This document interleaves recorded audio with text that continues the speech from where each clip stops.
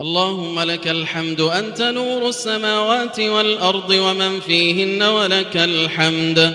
أنت قيم السماوات والأرض ومن فيهن ولك الحمد أنت فاطر السماوات والأرض ومن فيهن ولك الحمد أنت الحق ووعدك حق وقولك حق ولقاؤك حق والجنة حق والنار حق والساعة حق والنبيون حق ومحمد صلى الله عليه وسلم حق أنت المقدم وأنت المؤخر لا إله إلا أنت الأول فليس قبلك شيء وأنت الآخر فليس بعدك شيء وأنت الظاهر فليس فوقك شيء وأنت الباطن فليس دونك شيء تم نورك فهديت فلك الحمد وعظم حلمك فعفوت فلك الحمد بسطت يدك فأعطيت فلك الحمد ربنا وجهك أكرم الوجوه وجاهك أعظم الجاه وعطيتك أفضل العطية وأهناها تطاع فتشكر وتعصى فتغفر وتجيب المضطر وتكشف الضر وتشفي السقيم وتغفر الذنب العظيم وتقبل التوبة وأنت الرؤوف الرحيم اللهم لك أسلمنا وبك آمنا وعليك توكلنا وإليك أنبنا وبك خاصمنا وإليك حاكمنا فاغفر لنا ما قدمنا وما أخرنا وما أسررنا وما أعلنا وما أنت أعلم به منا اللهم يا فارج الهم يا كاشف الغم يا رحمن الدنيا والآخرة ورحيمهما نسألك رحمة من عندك تغنينا عن رحمة من سواك يا حي يا قيوم برحمتك نستغيث أصلح لنا شأننا كله ولا تكلنا إلى أنفسنا طرفة عين اللهم فرج همومنا ونفس كروبنا واقض ديوننا واشف مرضانا ويسر عسيرنا ونفس كربنا وارحم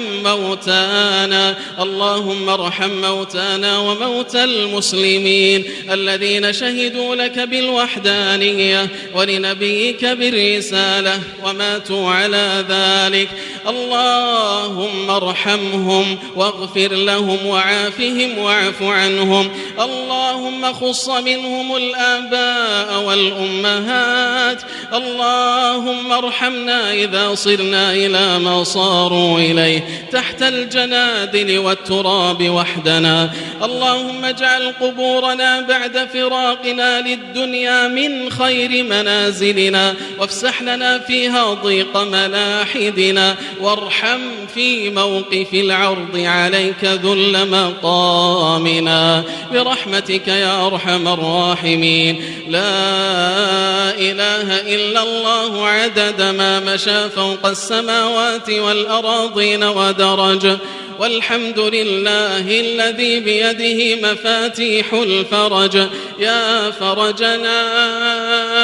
إذا أغلقت الأبواب ويا رجاءنا إذا انقطعت الأسباب وحيل بيننا وبين الأهل والأصحاب اللهم إنك تسمع كلامنا وترى مكاننا وتعلم سرنا وعلانيتنا لا يخفى عليك شيء من أمرنا نحن الفقراء بين يديك نحن المقرون المعترفون بذنوبنا ما عصيناك إذ عصيناك ونحن بعذابك جاهلون ولا بعذابك مستخفون ولكن سولت لنا أنفسنا وغرنا سترك المرخى علينا فعصيناك بجهل وخالفناك بجهل يا من أظهر الجميل وستر القبيح يا من لا يأخذ بالجريرة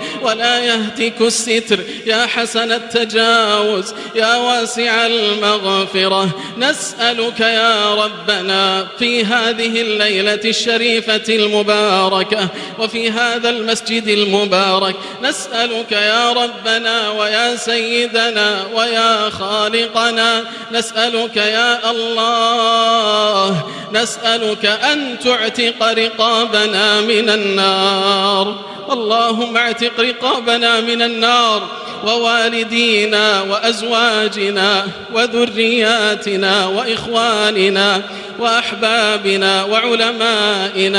وعلمائنا وولاة أمرنا برحمتك يا أرحم الراحمين. اللهم لا تفرق جمعنا إلا بذنب مغفور وسعي مشكور وعمل صالح مبرور يا عزيز يا غفور. اللهم تقبل منا الصيام والقيام وتجاوز عما تخرق من المعاصي والآثام. اللهم تقبل منا واكتبنا في من يقوم